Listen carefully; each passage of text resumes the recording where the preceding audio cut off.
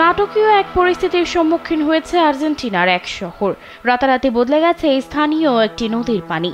রহস্যজনকভাবে রক্তের মতো লাল আকার ধারণ করেছে। শুক্রবার বার্তা সংস্থা রয়টার্সের এক প্রতিবেদনে বলা হয়েছে, বৃহস্পতিবার সকালে অ্যাভেলানেদার বাসিন্দাদের জন্য ব্যতিক্রম ছিল। এদিন তীব্র গন্ধে ঘুম ভাঙে তাদের, তবে এর পেছনের কারণ তারা খুঁজে পাচ্ছিলেন না। শেষমেশ দেখতে পান রাতারাতি বদলে গেছে নদীর পানি, আর সেখান থেকে আসছে এ দুর্গন্ধ।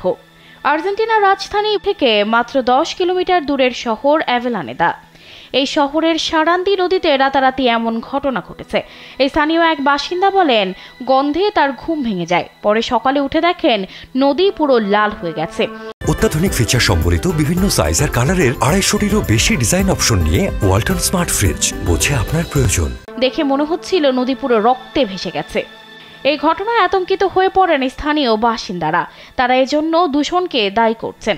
তবে কারণ অনুসন্ধানে পানির নমুনা সংগ্রহ করেছে আবহাওয়া মন্ত্রণালয়।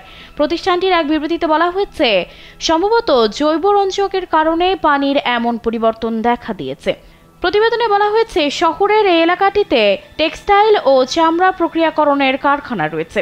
বার্তা সংস্থা এএপির এক সাংবাদিক বলেন, সকাল থেকে নদীর পানি লাল দেখা গেলেও বিকেল নাগাদ তা আবার স্বাভাবিক হতে শুরু করে।